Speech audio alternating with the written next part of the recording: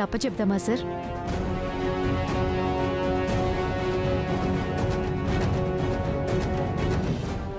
ఇంకా చేసేది ఏమి లేదు కదా, అలాగే కానివ్వండి.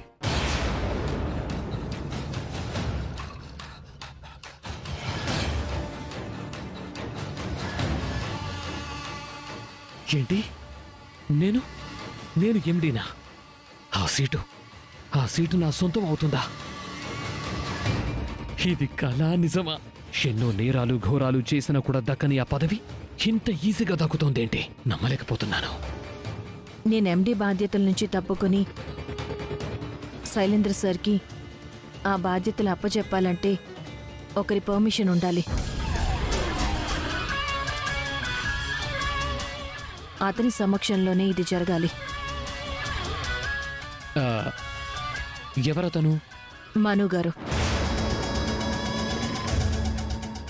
మను గారికి కాలేజ్ 50 కోట్ల అప్పు ఉంది.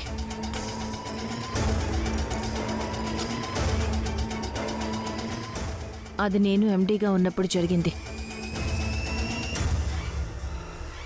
అంతేకాకుండా ఇప్పుడు అతను బోర్డు మెంబర్ కూడా. సో తను ఒప్పుకుంటేనే ఇది జరుగుతుంది. కానీ ఇప్పుడు తను పోలీస్ స్టేషన్లో ఉన్నాడు కదా, తను ఎలా వస్తాడు? రావాలి. వచ్చిన తర్వాతే ఏదైనా జరుగుతుంది. అవును, వసుధార చెప్పింది కరెక్ట్. ముందు మను బయటికి రావాలి.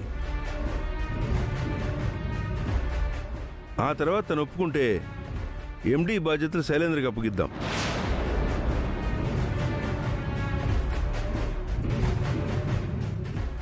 ఏమంటావు శైలేంద్ర? అంతే డాడీ. కానీ మను పక్క ఆధారాలతో నేరం చేశాడని రుజువైంది కదా. అలాంటప్పుడు తనెలా బయటకు వస్తాడు? నాకైతే అర్థం కావట్లేదు. అందుకు వసుధార మేడం గారు ఉన్నారు కదా సార్. మేడం గారు మను సార్ని ఏదో రకంగా బయటకు తీసుకొస్తారు. Thank you. Meeting is over.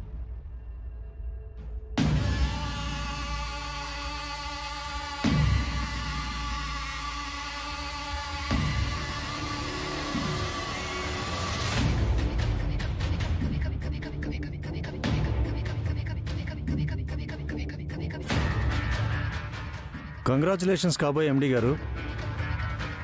Thank you. Congratulation sir. Thank you. Congratulation sir. Thanks.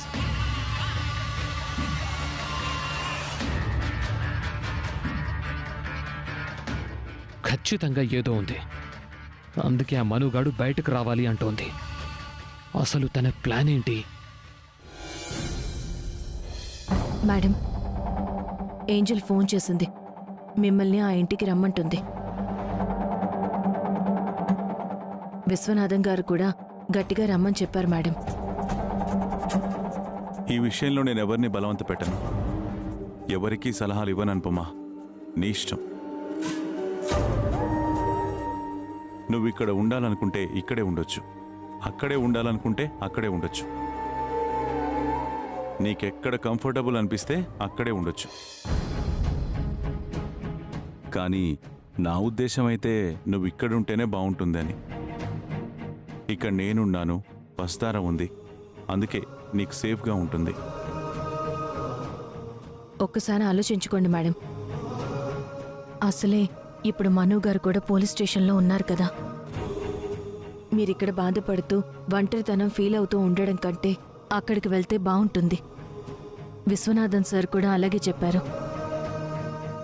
ఇప్పుడున్న పరిస్థితుల్లో నేనెక్కడున్నా గానీ ఒంటరితనాన్ని ఫీల్ అవుతాను.